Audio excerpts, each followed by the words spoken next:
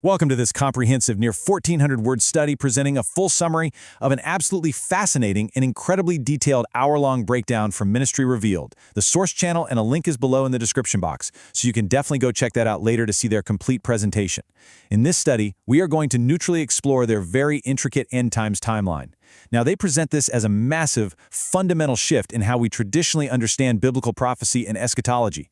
You know, if you've ever looked at end times timelines and felt like the pieces just don't quite add up, well, their perspective offers a very different, very compelling framework. So grab a notepad, settle in, and let's dive right into this. So start by asking yourself this. What if the differences we see in the Gospels aren't actually contradictions at all? And what if they aren't just different human perspectives of the exact same historical event? Now, historically, a lot of theologians have argued that Matthew, Mark, and Luke just recorded things from their own unique vantage points, right? Like different witnesses to a car crash, which naturally leads to some variations in the details. But according to the source, these variations are absolutely not mere discrepancies. Instead, they are a precise, deliberate, and mathematically calculated set of prophecies. And when you actually piece these specific textual differences together side by side, they claim it unlocks a continuous 14-year tribulation timeline, literally upending the traditional 7-year tribulation model that is so widely taught in churches today. We are going to unpack the mechanics of this massive claim fully in this study. Here is our agenda for this study. First, decoding the synoptic gospels. Second, the two anointings. Third, the son of perdition. Fourth, the tribulation timeline. And finally, we're going to wrap it all up with the final jubilee. Okay, Section 1, Decoding the Synoptic Gospels, a 14-year prophecy. Let's get into it. The foundational premise of this entire study suggests that each synoptic gospel actually corresponds to a very specific sequential segment of the end times. The source claims that the traditional eschatological model relies way too heavily on looking at prophecy almost entirely through the lens of Matthew, which causes scholars to just totally miss the wider prophetic picture that is embedded within Luke and Mark. So Ministry Revealed posits that the Gospel of Mark represents the first 7 years of the timeline. Specifically, this is the period of the seals. This segment focuses entirely on the house of Israel alongside grafted-in believers. To back this up, the source points out that Mark uniquely references specific tribulation colors, like Jesus being arrayed in purple. Now, purple is a color often associated with both royalty and the mockery that Israel faced. On the flip side of that, Matthew represents the subsequent and entirely separate 7 years of trumpets, and that focuses distinctly on the house of Judah. Matthew uses the color scarlet, which represents deep sin and judgment. So putting this together, this combination of two sequential 7-year periods is what gives us a 14-year tribulation framework. It's like a giant puzzle coming together. Now, this framework builds upon some really striking numerical claims regarding the number 666. The channel observes that the Gospel of Mark originally contains exactly 678 verses.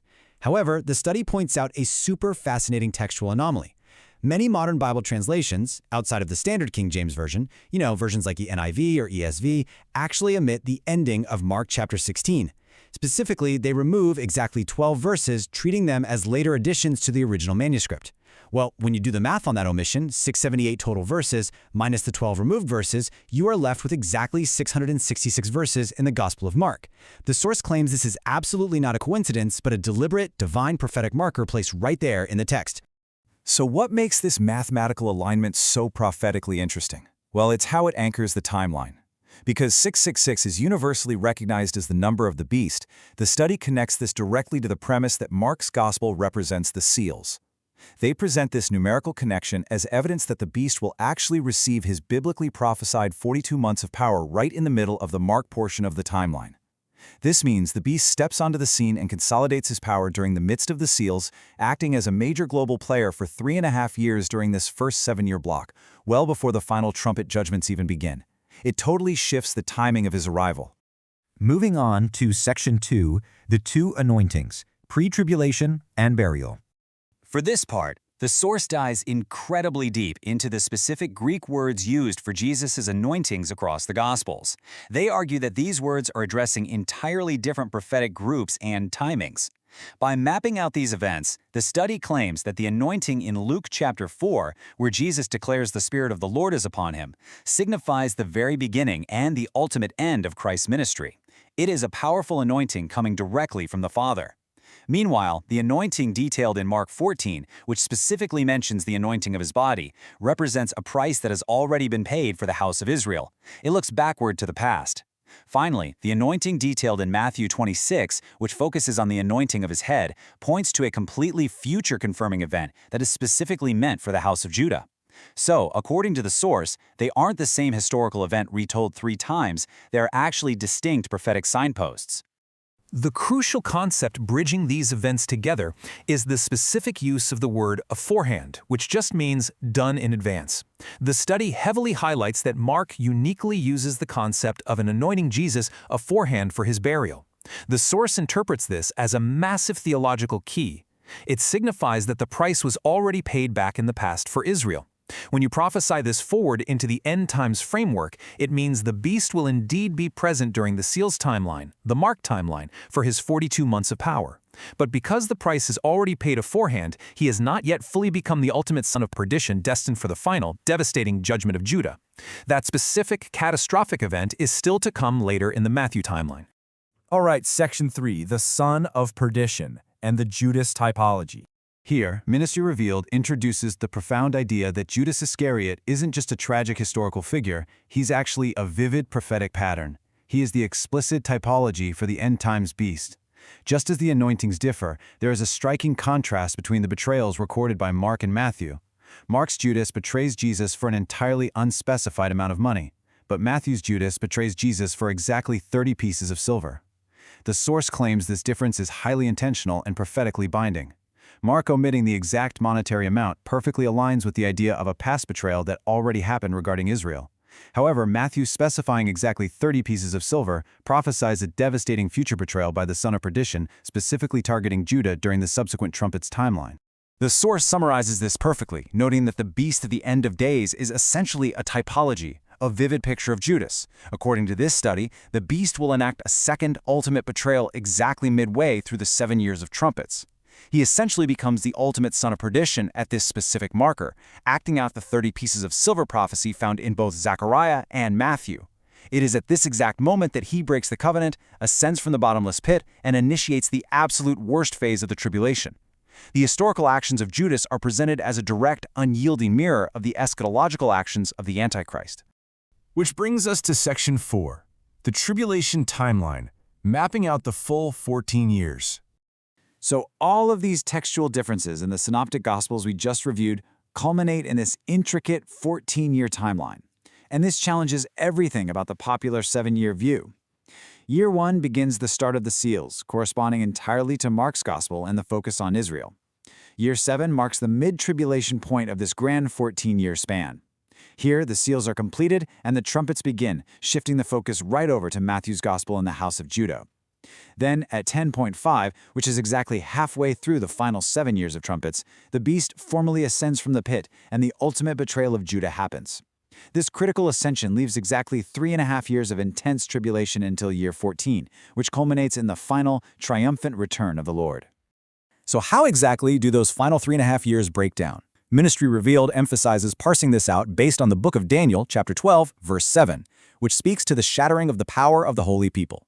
According to their precise calculations of prophetic months and days, the beast only gets exactly 2.5 years of actual, physical, devastating war on the earth. Once that specific period of war ends, the timeline enters the final year. This last year, which precisely spans 1 year and 10 days, directly mirrors the days of Noah mentioned in Matthew 24.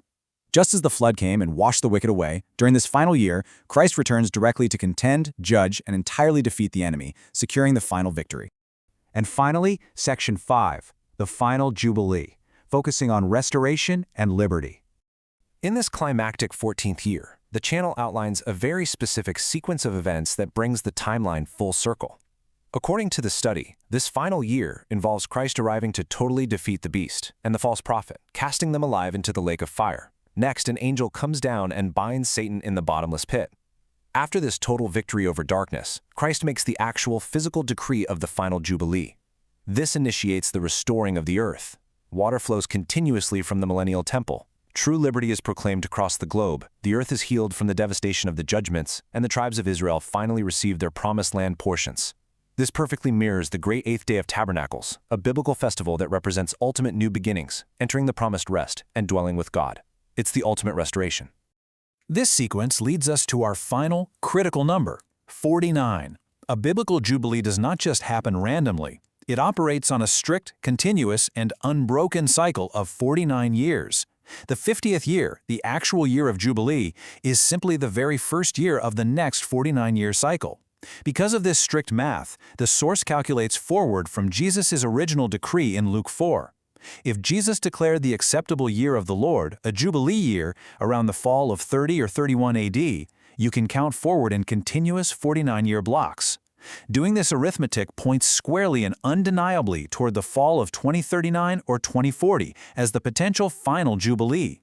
This mathematical calculation intricately aligns with and anchors their entire 14-year prophetic timeline, suggesting a very specific window for these events to unfold.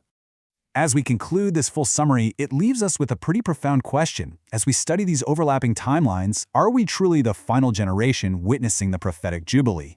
Now, we maintain our neutral reporting on this intricate theology, but we definitely want to leave you with that final thought to ponder. And before we go, please remember that prayers for the Watchmen channels are very much appreciated. And give a hype and like, please. The source channel and a link is below in the description box if you want to dive deeper.